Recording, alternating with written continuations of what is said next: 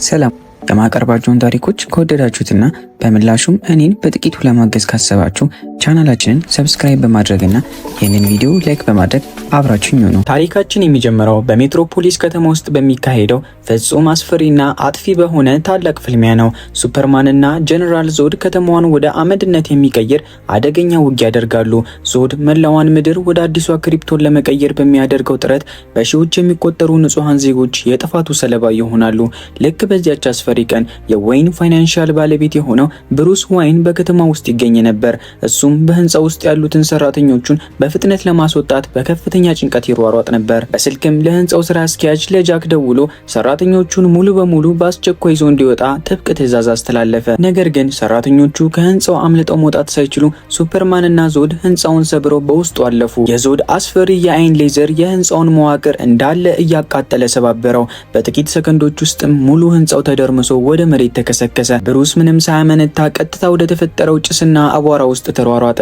ከፍርስራሹም ውስጥ ጃክን አውጥቶ ለማዳን ቢችልም የጃክ ሁለቱም እግሮች ሙሉ በሙሉ ከጥቅም ውጭ ሆነው ነበር። ከጥቂት ቅጽበታት በኋላም ብሩስ ከአየር ላይ የሚወድቁትን ፍርስራሾች ህይወቷን ሊቀጥፉት የነበረችውን አንዲት ትንሽ ልጅ በፍጥነት ዘሎ አዳናት። ነገር ግን የእሷ እናት ልክ እንደ አብዛኞቹ ሰዎች እድለኛ ሳትሆን ቀርታ ህይወቷ አልፏል። በዙሪያው ያሉ በርካታ ንጹሃን ሰዎች ሲሞቱ በገዛ ዓይኑ መመልከቱ የብሩስን አስተሳሰብና ህይወት ለዘላለም ለወጠው። ከዚያች ቅጽበት ጀምሮ ብሩስ ሱፐርማንን እንደ ዓላማ ዳኝ ጀግና ማየቱን አቆመ። ይልቁንም መላውን ዓለም በአንድ ጀንበር ማጥፋት የሚችል ፍጹም አደገኛ ስጋት እንደሆነ አሰበ። ከጥቂት ጊዜ በኋላ በህንድ ውቅያኖስ ጥልቅ ክፍል ውስጥ ጠላቂዎች የተደመሰሰውን የክሪፕቶኒያንን ዓለም ሞተር ስብርባሪ ያገኙ። በዚያ ፍርስራሽ ውስጥም እንግዳ የሆነ የሚያበራ አረንጓዴ ማዕድን ተገኘ። ይህ ማዕድን ክሪፕቶናይት ተብሎ የሚጠራ ሲሆን የክሪፕቶኒያኖችን ኃይል ሙሉ በሙሉ ገፎ ደካማ የማድረግ አደገኛ ብቃት ያለው ብቸኛው ቁስ ነበር። በሌላ በኩል ደግሞ በጦርነት በታመሰች አንዲት የአፍሪካ ቀጠና ውስጥ ጋዜጠኛ ሎስ ሌን ጀነራል ተብሎ የሚጠራውን ኃያል የጦር አበጋዝ ለመቃወምና ቃለ መጠይቅ ለማድረግ በቦታው ተገኘች። ከሷ ጋርም ምስጢራዊ የሲአይኤ አባል የሆነው ፎቶግራፈሩ ጃሚ ኦልሰን አብሯት ነበር። ነገር ግን ስብሰባው ከተጀመረ በጥቂት ደቂቃዎች ውስጥ ነገሮች በሙሉ ተበላሹ። የጀነራሉ ወታደሮች በጂሚ ካሜራ ውስጥ የተቀበረ ምስጢራዊ አስተላላፊ ማሽን ሲያገኙ መታለላቸውን ተረዱ። ጂሚ በፍጥነት ሎይስ ስለ ተልእኮ ምንም የምታውቁ ነገር እንደሌለ ለመናገር ቢሞክርም ጀነራሉ ግን ምንም ሳይሰማው ጂሚን እዚያው ቦታ ላይ በጥይት ረሸነው። ሎይስንም ለምርመራ ጎትቶ ወሰዳት። ነገር ግን ከህንጻው ውጪ ይበልጥ አስፈሪ ነገር እየተካሄደ ነበር። አናቶሊና የሱ ተላላኪ ወታደሮች በድንገት በጀነራሉ ወታደሮች ላይ ተኩስ በመክፈት እያንዳንዳቸውን ጨፈጨፏቸው። ምስክሩን ለማጥፋትም አስክሬኖቻቸውን በእሳት አቃጠሏቸው። ከጥቂት ቀስበታት በኋላ ሱፐርማን በቦታው ከተከሰተ በኋላ ጀነራሉን ገድሎ ሎይስን ካዳናት በኋላ ወዲያውኑ ተሰውሮ ሄደ። የአናቶሊ ሰዎች የፈጸሙትን ጭፍጨፋ ማንም ሊያይ ስላልቻለ የሟቾች ቤተሰቦች ለደረሰው እልቂት በሙሉ ሱፐርማንን ተጠያቂ ያደረጉት። ይህ ክስተት በፍጥነት ወደ ታላቅ ዓለም አቀፍ ምስቅልቅልና ቅሬታ ተቀየረ። ሴናተር ጁን ፊንች የሱፐርማን ኃይል ያለምንም ተቆጣጣሪና ተጠያቂነት ሊቀጥል እንደማይገባ በመግለጽ የኮንግረስ ስብሰባ እንዲጠራ በጽኑ ጠየቀች።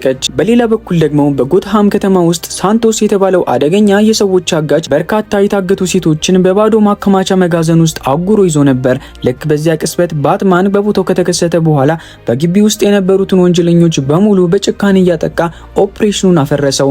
የፖሊስ አባላት ህንጻውን ሰብረው ከመግባታቸው በፊት ባትማን ከአካባቢው ተሰውሮ ጠፋ። ወለሉ ላይ ቀርቶ የተገኘው በጽኑ የተደበደበውና በፊቱ ላይ የባትማን የሌሊት ወፍ ጠባሳ ያለበት አጋቹ ሳንቶስ ብቻ ነበር። በሜትሮፖሊስ በኩል ደግሞ ሎይስ ከእቃዎቿ መካከል የተደበቀ እንግዳ ጥይት አገኘች። ጥይቱም በአፍሪካው እልቂት ወቅት ከተተኮሱት ጥይቶች ጋር አንድ አይነት ነበር። እሷም ወዲያውኑ በሱፐርማን ላይ እየተወራ ያለው ነገር የሆነ ስህተት እንዳለበት ተረዳች። ከጥቂት ጊዜ በኋላ ክላርክ እሷን ለመጠየቅ መጥቶ እኔ እዛ የተገኘሁት አንቺን ለማዳን እንጂ እነዚያን ሰዎች አልገደልኩም ሲል አስረዳት። በተመሳሳይ ሰዓት አልፍሬድ ብሩስን ስለ አዲሱ ተልእኮ ጠየቀው። ብሩስም የሳንቶስ መያዝ ዋናው ግቡ እንዳልነበር ገለጸለት። ይልቁንም ከአንድ ምስጢራዊ የፖርቹጋል አጋች ጋር ግንኙነት ያለውን አናቶሊ የተባለ ዓለም አቀፍ ኮንትሮባንዲስት ሲከታተል እንደነበር ነገረው። እንደ ብሩስ እምነት ያ የፖርቹጋል ነጋዴ እጅግ አደገኛ የሆነ ምናልባትም የኒኩሌር ጦር መሳሪያ ሊሆን የሚችል ቁስ ወደ ጎትሃም ከተማ እያስገባ እንደሆነ ገለጸ። ነገሩ ምንም ይሁን ምን ብሩስ እቃው ከተማው ሳይገባ በፊት ለማስቆም ቁርጠኛ ነበር። በሌላ በኩል ደግሞ ባለጸጋው ሌክስ ሉተር ከሴናተር ፊንች ጋር ተገናኝቶ የሰው ልጅ ትልቁ የደህንነት ስጋት ስለሆነ ጉዳይ ተወያየ። እሱም ከክሪፕቶናይት ወርልድ ኢንጂን ፍርስራሽ የተገኘውን የክሪፕቶናይት ናሙና እያሳየ ቁሱ ክሪፕቶናውያኖችን መግደል እንደሚችል ገለጸላት። ከዚህም በተጨማሪ በህንድ ውቅያኖስ ስር ትልቅ የማዕድን ክምችት መገኘቱን በመግለጽ ሱፐርማን አንድ ቀን ቢከዳቸው የሚከላከሉበት መሳሪያ እንዲሆናቸው ቁሱን ወደ ሀገር ውስጥ ለማስገባት ፍቃድ ጠየቀ።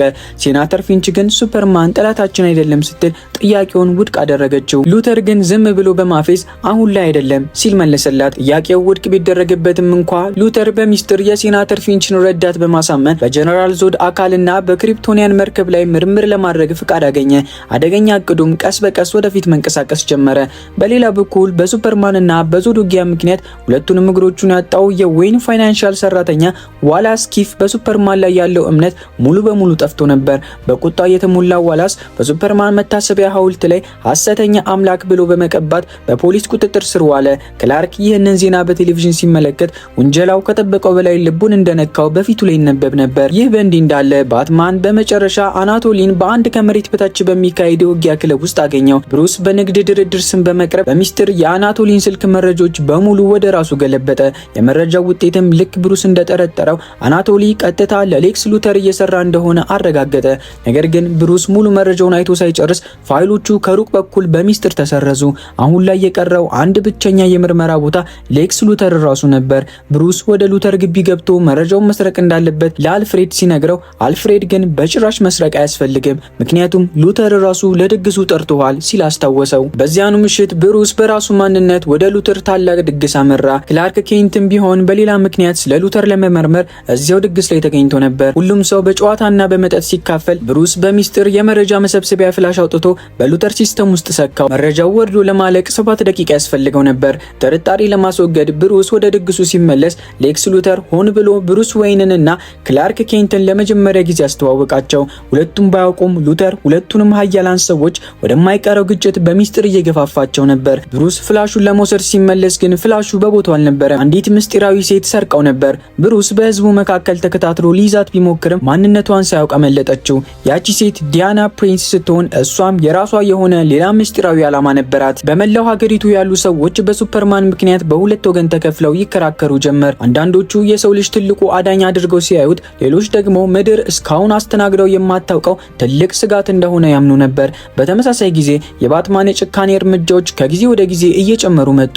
በፊታቸው ላይ የሌሊት ወፍ ጠባሳ የተገኘባቸው ወንጀለኞች በሙሉ በእስር ቤት ውስጥ በሚስጥር ይገደሉ ነበር።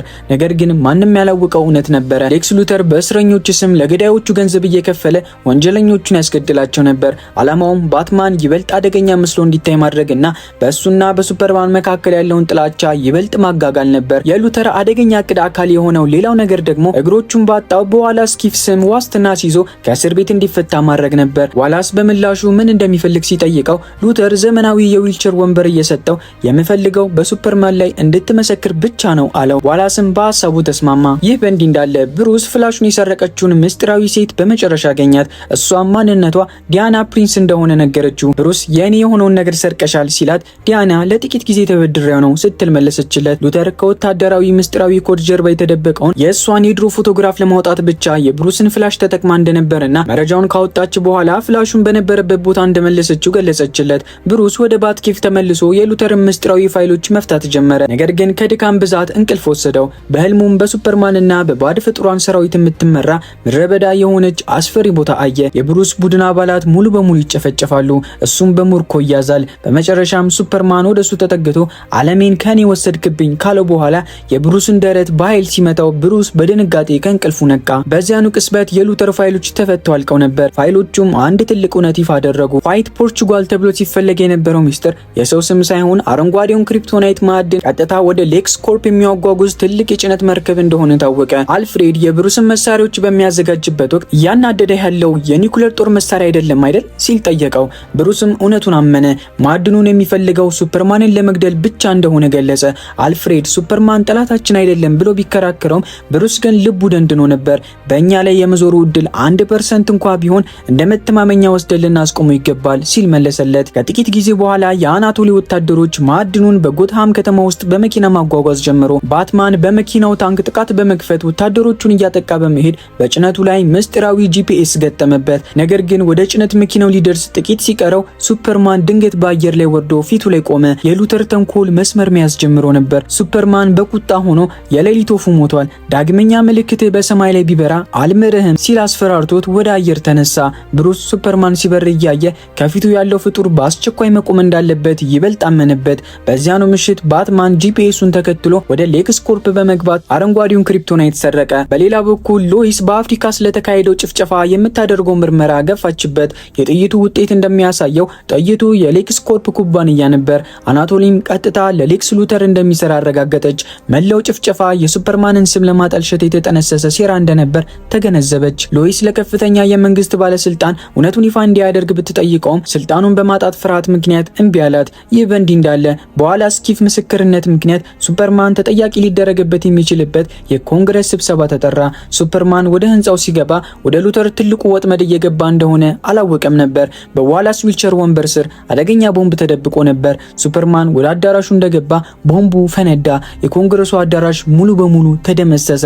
ከሱፐርማን በስተቀር በውስጡ የነበሩት ሰዎች በሙሉ ህይወታቸው አለፈ። ሱፐርማን በተፈጠረው ጥፋት ደንግጦ የተረፉትን ሰዎች ከፍርስራሽ መውጣት ጀመረ። ነገር ግን ህዝቡ ጠቅላላ ጥፋቱን በሙሉ እንደገና በሱፐርማን ምክንያት የመጣ መስሎ ታያቸው። ከፍንዳታው በኋላ ባትማን ዋላስ ከመሞቱ በፊት የጻፋቸውን በርካታ ደብዳቤዎችን ተቀበለ። ደብዳቤዎቹም ሱፐርማን ህይወቱን እንዳበላሸበት የሚገልጹ በቁጣ የተሞሉ ነበረ። ነገር ግን ብሩስ ያላወቀው እውነት የሁሉ ደብዳቤና ሴራ በሌክስ ሉተር የተሰራ ተንኮል መሆኑን ነበር። ብሩስ በመጨረሻ ትዕግስቱ አልቆ ወደ ፍጹም የጦርነት ዝግጅት ገባ። የክሪፕቶናይት ጋዝ ቦምቦችን፣ ከክሪፕቶናይት የተሰራ ስለታም ጦርና ጠንካራ የአካል ብቃት እንቅስቃሴዎችን በማድረግ ራሱን አዘጋጀ። በሌላ በኩል ደግሞ ብሩስ የሉተርን ምስጢራዊ ፋይሎች ሲመረምር ያልተጠበቀ ነገር አገኘ። በፋይሎቹ ውስጥ ከተፈጥሮ በላይ የሆነ ኃይል ያላቸው እንደ አኳማን፣ ፍላሽ፣ ሳይቦርግ እና ዲያና ፕሪንስ ወይም ወንደር ውመን ያሉ ሱፐር ሂሮዎች ምስጢራዊ መረጃዎች ተደብቀው ነበር። በተጨማሪም ዲያና ላለፉት 100 ዓመታት ወይም ለአንድ ክፍለ ዘመን ያህል አንዳችም እድሜዋ ሳይጨምር እንደኖረች የሚያረጋግጥ የድሮ ፎቶግራፍ አገኘ። ይህ በእንዲህ እንዳለ ሌክስ ሉተር ወደ ተደመሰሰው የክሪፕቶናይን መርከብ አመራ። የጀነራል ዞድን የጣት አሻራ በመጠቀም የመርከቧን ሲስተም ከፈተ። የተከለከሉትን የክሪፕቶናይን ምስጢር አርካይቮችን መረመረ። እዚያም ዱምስዴይ የተባለ ፍጹም ሊቆም የማይችል አደገኛ ባዮሎጂካል መሳሪያ አሰራር ታሪክ አገኘ። የመርከቧ AI የምትሰጠውን ማስጠንቀቂያ በሙሉ ወደ ጎን በመተው ሉተር የዞድን አስክሬን ወደ ጄኔሲስ ቻምበር ውስጥ አስገባ። በመቀጠልም የራሱን እጅ በቢላዋ ቆርጦ ደሙን ከዞድ DNA ጋር ቀላቀለው። ሲስተሙ የዚህ ድርጊት ውጤት ሊመለስ የማይችል አደገኛ አደጋ ያመጣል ሲል ቢነግረውም ሉተር ግን እየሳቀ በጣም ጥሩ ሲል መለሰ። አስፈሪው የፍጡር ለውጥም መካሄድ ጀመረ። በሌላ በኩል ሎይስ ሌን በኮንግረሱ ህንጻ ላይ ለደረሰው ፍንዳታ ዋላስ ተጠያቂ እንዳልሆነና እሱም ቢሆን የሉተር ሌላኛው ሰለባ እንደሆነ አወቀች። በፍጥነትም ክላርክን አግኝታ ነገሮች በሙሉ ከጀርባ ሆኖ የሚያንቀሳቅሰው ሌላ አካል እንዳለ ልትነግረው ብትሞክርም ክላርክ ግን በበደለኝነት ስሜትና በሐዘን ተጠቅቶ ነበር። ይህንን መከራ መሸከም ያቃተው ክላርክ ወደ በረዶ ተራራማ ቦታዎች ተሰደደ። እዚያም ያሳደገውን አባቱን የጆናታን ኬንትን ምክሮች ማስታወስ ጀመረ። ጆናታን በህይወት እያለ ትክክለኛውን ነገር ማድረግ ሁልጊዜ መልካም ውጤት አያመጣም፣ አንዳንድ ጊዜ የአንተ በጎ ዓላማ ንጹሃን ሰዎችን ሊጎዳ ይችላል ብሎት ነበር። አባቱ ጨምሮ ያስታወሰው ትልቅ ትምህርት ዓለም ምንም ያህል ብትወድም ሁሌም ቢሆን ሊታመንበት የሚገባ መልካም ነገር አለ የሚለውን የእናቱን ፍቅር ነበር። በጎትሃም በኩል ብሩስ ህይወቱን ሙሉ በሙሉ ወደ ለወጠው የድሮ ውድመት ቦታ ማለትም ወደ ዌይን ማነር ፍርስራሾች ውስጥ ይዞር ነበር። በህፃንነቱ ወቅት ወላጆቹ በወንጀለኛ ተረሽነው በፊቱ ሲሞቱ ያየበት ሁሌም በአእምሮ ይመላለስ ነበር። በዚያን ወቅት በሐዘን ተሰብሮ ከቀብር ቦታ ሲሮጥ ከመሬት በታች ባለው ዋሻ ውስጥ ወድቆ በበርካታ የሌሊት ወፎች ተከበው ነበር። ያኔም ባትማን ተወለደ። በአሁኑ ጊዜ አልፍሬድ ብሩስን ለማስቆም የመጨረሻ ሙከራ አደረገ። ነገርየው እንዳሰብከው ባይሄድልህስ ሲል ጠየቀው። ብሩስ ግን ማስጠንቀቂያውን ችላ በማለት የባትማን ምልክት በሰማይ ላይ እንዲበራ አደረገ። ሱፐርማንንም ወደ ጎትሃም መጥቶ እንዲገጥመው ተጣራ። በዚያኑ ቅጽበት የሉተር የመጨረሻ ተንኮል ተጀመረ። የአናቶሊ ሰዎች የክላርክን እናት ማርታ ኬንትን አፈኗት። ከጥቂት ደቂቆች በኋላም ሎይስ ሌን ታፍና ወደ ሌክስኮርፕ ህንጻ ጫፍ ተወሰደች። ሎይስ ያደረግከውን አደገኛ ሴራ በሙሉ አውቃለሁ ስትል ነገረችው። ሉተር ግን ምንም ሳይናገር ሎይስን ከህንጻው ጫፍ ወደ ታች ገፈተራት። በጥቂት ሰከንዶች ውስጥ ሱፐርማን ተወንጭፎ መጥቶ መሬት ሳትከሰከስ አዳናት። በመቀጠልም ቀጥታ ወደ ሉተር በረረ። ሉተር ግን አንዳችን ፍርሃት አልነበረውም። ይልቁንም የሱፐርማንን ስለንቦና እያደማ በህፃንነቴ አባቴ ሁል ጊዜ ደበድበኝ ነበር፣ አምላክ እንዲታደገኝ ይጠብቅ ነበር፣ ነገር ግን አልመጣም። ያኔ አምላክ ሁሉን ቻይ ከሆነ ሙሉ በሙሉ ቸር ሊሆን እንደማይችል፣ ሙሉ በሙሉ ቸር ከሆነ ደግሞ ሁሉን ቻይ ሊሆን እንደማይችል ተረዳው። ስለዚህ አንተም አምላክ አይደለህም አለው። ክላርክ እናቱ የት እንዳለች ሲጠይቀው ሉተር እውነተኛ እቅዱን ይፋ አደረገ። ላለፉት 2 ዓመታት ባትማን በአንተ ላይ እንዲነሳ ስሰራ ነበር። አሁን ደግሞ የጀመርኩትን እናንተ ትጨርሱታላችሁ አለው። ሱፐርማን ለመዋጋት ፈቃደኛ ባይሆንም ሉተር ማርታ በመጋዘን ውስጥ ታስራ የምትሰቃይበትን ፎቶ አሳየው። በአንድ ሰዓት ውስጥ ባትማን ካልሞተ እናት ትሞታለች አለው። ክላርክ ሌላ አማራጭ አልነበረውም። በሌላ በኩል ዲያና ፕሪንስ ከብሩስ የተላከላትን ምስጢራዊ ኢሜል ተቀበለች። ኢሜሉም እሷን ልትሰርቁ የሞከረችውን ያንን የድሮ ፎቶግራፍ ይዟል። ከፎቶግራፉ በተጨማሪም በሚስጥር የተቆለፉ በርካታ የሌሎች ሱፐር ሂሮዎች ፋይሎች ነበሩበት። እነሱም ፍላሽ፣ አኳማን እና ሳይቦርግ ሲሆኑ የቪክተር ስቶን ወይም የሳይቦርግ አባት የሆነው ሰው ድንቅ የሆነው ማዘር ቦክስ የተባለ መሳሪያ በመጠቀም የልጁን ህይወት እንዴት እንደታደገ የሚያሳዩ ምስክሮች ነበሩ። ዲያና ይህንን አስደናቂ መረጃ ሳትጨርስ ሱፐርማን ወደ ጎተሃም ከተማ ደረሰ። ባትማን ፊት ለፊት ወርዶ ሌክስ ሉተር ሁለታችንንም እርስ በርስ እያጋጨን ነው ሲል ለማስረዳት ሞከረ። ነገር ግን በቁጣ የተሞላው ብሩስ ንግግሩን ለመስማት ፈቃደኛ አልነበረም። ይልቁንም ወዲያውኑ ጥቃት በመክፈት ውጊያውን ጀመረ። በውጊያው መጀመሪያ ላይ ሱፐርማን ብሩስን ላለመጉዳት በማሰብ ኃይሉን ይቆጥብና በንግግር ለማሳመን ይሞክር ነበር። ባትማን ግን ለዚህ ቀን አስቦ የተዘጋጀበትን አደገኛ መሳሪያ መዘዘ። የክሪፕቶናይት ጋዝ ቦምብ ወደ ሱፐርማን ተኮሰ። በጥቂት ሰከንዶች ውስጥ የክሪፕቶናይት ጋዙ የሱፐርማንን ከተፈጥሮ በላይ የሆነ ኃይል ሙሉ በሙሉ ገፈፈው። ባትማን አጋጣሚውን በመጠቀም ያለምንም ርህራሄ በሱፐርማን ላይ የጥቃት ማዕበል አወረደበት። ባዶ በነበረው መጋዘን ውስጥም እየጎተተ ደበደበው። ሱፐርማን ኃይሉ ተመልሶ ሊያንሰራራ ሲል ባትማን ሁለተኛውን የክሪፕቶናይት ጋዝ በመተኮስ እንደገና እንዲደክም አደረገው። ይህን አደገኛ ፍልሚያ በቴሌቪዥን በቀጥታ ስርጭት ስትከታተል የነበረችው ሎይስ ሌን ነገሩ ወዴት እየሄደ እንደሆነ ተረዳች። በፍጥነትም ሄሊኮፕተር በማዘዝ ወደ ጎትሃም ተጣደፈች። በውጊያው ሜዳ በኩል ባትማን ሱፐርማንን መሬት ላይ ዘርሮ በእግሩ ተጫነው። ከክሪፕቶናይት የተሰራውንም ስለታም ጦር ወደ ላይ አነሳ። ይህም ላለፉት 2 ዓመታት ሲዘጋጅበት የነበረው የመጨረሻው የሱፐርማን የመጨረሻ ቅስበት ነበር። ሱፐርማን በከፍተኛ ድካም ውስጥ ሆኖ ለመተንፈስ እየታገለ እሱ ማርታን እንዲገላት እያደረገ ነው ሲል በሚስጥር ተናገረ። ብሩስ ይህንን ሲሰማ በድንገት ደነዘዘ። ማርታ የሚለው ስም የራሱ የእናት ስም ነበር። ለጥቂት ሰከንዶች ያህል አካባቢ በሙሉ ጸጥ አለ። ብሩስ ግን በእልህ ተውጦ ጦሩን ሊወረውር ሲል ሎይስ ሌን በቦታው ደረሰች። ሎይስ በከፍተኛ ፍርሃት ሆና ማርታ ማለት የሱፐርማን እናት ናት፣ ሌክስ ሉተር አፍኖ ይዞታል ስትል ነገረችው። በዚያች ቅስበት ብሩስ ሙሉ በሙሉ ከተኛበት ቅዠት ነቃ። ላለፉት 2 ዓመታት ሌክስ ሉተር ሲጫወትበት እንደነበርና ራሱም ወደ ጨካኝ ወንጀለኛነት ሊቀየር እንደነበር ተረዳ። ብሩስ ባደረገው ነገር እጅግ በመጸጸት ከክሪፕቶናይት የተሰራውን ጦር ወደ ጎን ወረወረው። ማርታን ከታገተችበት ለማዳንም ቃል ገባለት። ይህ በእንዲህ እንዳለ በጥልቁ የክሪፕቶናይት መርከብ ውስጥ በጄኔሲስ ቻምበር ውስጥ ይካሄድ የነበረው አስፈሪ የፍጡር ለውጥ ፍጻሜውን አገኘ። በሜትሮፖሊስ ከተማ ውስጥ የሚገኙ የመብራትና የኃይል መስመሮች በሙሉ በድንገት ተቋረጡ። ሌክስ ሉተር በክፋት እየሳቀ የቻምበሩ በሮች ሲከፈቱ ተመለከተ። የጀነራል ዞድ አስክሬን ሙሉ በሙሉ ተለውጦ ዶምስዴይ ወደ ተባለ አስፈሪና አጥፊ ጭራቅ ተቀይሮ ነበር። ሉተር የሰው ልጅ አምላክን መግደል ካልቻለ ዲያብሎስ ይገድለዋል ሲል ተናገረ። አስፈሪው ፍጡር ዶምስዴይ ከመርከቡ ሰብሮ በመውጣት በመላው ከተማ ላይ ታላቅ የፍንዳታ ማዕበል ለቀቀ። ባትማን በመኪናውና በአውሮፕላኑ ጥቃት ቢያደርስበትም የሚተኩሱበት ሚሳይሎችና ወታደራዊ ጥቃቶች በሙሉ ፍጡሩን ይበልጥ እንዲጠነክርና ኃይል እንዲያከማች አደረጉት። የጥፋቱን መጠን ለመቀነስ ሲል ሱፐርማን ፍጡሩን ጎትቶ ወደ ጠፈር ይዞት በረረ። የሀገሪቱ ፕሬዝዳንት የኒውክሌር ሚሳይል እንዲተኮስ ትዕዛዝ አስተላለፈ። ታላቁ የኒውክሌር ፍንዳታ ሱፐርማንን ለሞት አጋልጦት የነበረ ቢሆንም ዶምስዴይ ግን የኒውክሌሩን እሳት ኃይል ወደ ራሱ በመምጠት ይበልጥ ግዙፍና አስፈሪ ፍጡር ሆነ። ፍጡሩን እንዴት ማስቆም እንደሚቻል ማንም ባላወቀበት ሁኔታ ባትማን በባትዊንግ አውሮፕላኑ እየበረረ ፍጡሩን ከከተማው ለማራቅ ትኩረቱን መሳብ ጀመረ። እቅዱ ገና ሰራ ሳይባል ጭራቁ የባትማንን ባትዊንግ አደበየው። ባትማን በመሬት ላይ ወድቆ በፍጡሩ እጅ ሊገደል ጥቂት ሰከንዶች ሲቀሩት ወንደር ውማን በድንገት ተከሰተች። የራሷን አስማታዊ ጋሻ በመጠቀም አስፈሪውን ጥቃት መከተችው። ለመጀመሪያ ጊዜ ባትማን፣ ሱፐርማንና ወንደር ውመን በአንድነት በመቆም ጎን ለጎን ውጊያቸውን ጀመሩ። ነገር ግን የሶስቱም ተቀናጅቶ መጓጋት እንኳ ፍጡሩን በቀላሉ ሊያሸንፉ አልቻለም። ምክንያቱም ዱምስዴይ በተጠቃ ቁጥር ይበልጥ እያደገ ሄድ ነበር። በዚያኑ ቅጽበት ወደ ቦታ የመጣችው ሎይስ ሌን ፍጡሩን ሊገድለው የሚችለው ብቸኛው ቁስ ባትማን ጥሎት የሄደው የክሪፕቶናይን ጦር ብቻ መሆኑን ተረዳች። ሎይስ ጦሩን ለማውጣት ስትል ውሃ ወደ ሞላበት ፍርስራሽ ህንጻ ውስጥ ገባች። ነገር ግን ውሃው ሞልቶ ውስጡ ተከረከረች። የሎይስን የጥሪ ድምጽ የሰማው ሱፐርማን በፍጥነት ተወንጭፎ በመምጣት ከውሃው ወጣትና ህይወቷን ታደጋት። ሱፐርማን በውሃው ስር የወደቀውን የክሪፕቶናይት ጦር ሲመለከት አንድ ትልቅ እውነት ተረዳ። ያንን ጦር ይዞ ወደ ዱምስዴይ በመጠጋት የእሱን ኃይል ስለሚገፈው የራሱንም ህይወት ሊቀጥፈው እንደሚችል እያወቀ ለማጥቃት አቀደ። ሎይስ እንዳያደርገው አልቅሳ ብትለምነው ሱፐርማን ግን በፍቅር ስሞ ከተሰናበታት በኋላ ጦሩን ጨብጦ ቀጥታ ወደ ዱምስዴይ በረረ። ሱፐርማን ሙሉ ኃይሉን ተጠቅሞ የክሪፕቶናይቱን ጦር እስከ መጨረሻው የፍጥሩ ደረት ውስጥ ሰካው። ነገር ግን በዚያችው ቅጽበት ዱምስዴይ በከፍተኛ ቁጣ የተሳለውን ስለታማ እጁን ቀጥታ በሱፐር በሱፐርማን ደረት ውስጥ ሰዶ ወጋው። ሱፐርማን ለሞት የሚዳርግ አስፈሪ ጉዳት ቢደርስበትም ጦሩን ከመጫን ወደ ኋላ አላለም። ይልቁንም ጦሩን ይበልጥ ወደ ዱምስዴ ልብ ውስጥ ሰደደው። በመጨረሻም ዱምስዴ ታላቅ የጩኸት ድምጽ አሰምቶ ወደ መሬት ወደቀ። ፍጥሩ ሲሞት ሱፐርማንም ህይወቱ አልፎ አብሮት ወደ መሬት ወደቀ። ሎይስ በሐዘን ተሰብራ በሱፐርማን አስክሬን አጠገብ ወድቃ ማልቀስ ጀመረች። ባትማንም በዝምታ ተውጦ ከክላርክ አካል ጎን በጉልበቱ ተንበረከከ። ላለፉት 2 ዓመታት ሊገድለውና ሊያጠፋው ሲታገል የነበረው ሰው በእውነቱ መላውን የሰው ልጅ ለማዳን ህይወቱን አሳልፎ የሰጠ ታላቅ አዳኝ እንደነበር በመጨረሻ ተረዳ።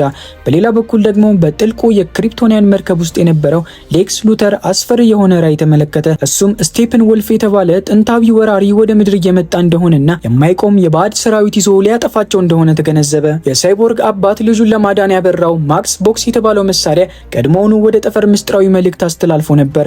ምድር አሁን ላይ ብቻዋን እንዳልሆነችና ከቀድሞ ይበልጥ አስፈሪ የሆነ አደጋ ወደሷ እየመጣ እንደሆነ ምልክት ተሰጠ።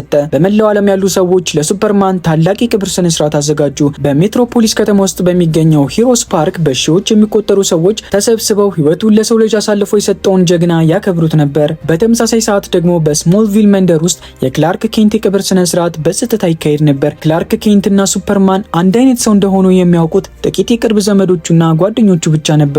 የቀብሩ ስነ ስርዓት ከተፈጸመ በኋላ እናቱ ማርታ ለሎይስ ክላርክ ከመሞቱ በፊት ጥሎላት የሄደውን ትንሽ ሳጥን ሰጠቻት።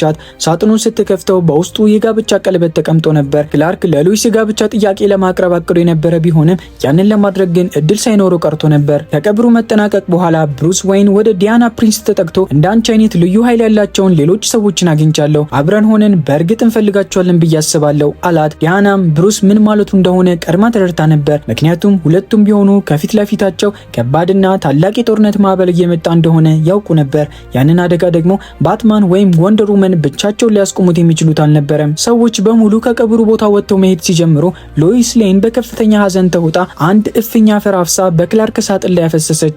ልክ እሷ ከተነሳች በኋላ ሊታመን የማይችል አስደናቂ ነገር ተከሰተ። በሳጥኑ ላይ የተዘራው አፈር ቀስ እያለ ወደ ላይ መንሳፈፍ ጀመረ። ይህም ሱፐርማን በምድር ላይ ሙሉ በሙሉ እንዳልጠፋና ገና የመመለስ ተስፋ እንዳለው የሚያሳይ ትልቅ ምልክት ነበር። የዛሬው ታሪካችን ይህንን ይመስላል። ከወደዳችሁት ላይክ እና ሰብስክራይብ ማድረግ እንዳትረሱ። እንዲሁም ገና ከመወለዱ በአንድ አስደናቂ ማስክ ምክንያት አስደናቂ ፓወር ያገኘውን ህፃን ቪዲዮ እዚህ ጋር ገብታችሁ እዩት። እርግጠኛ ነኝ ትወዱታላችሁ። በቀጣይ ቪዲዮ እስከምንገናኝ ሰላም ቆዩልኝ።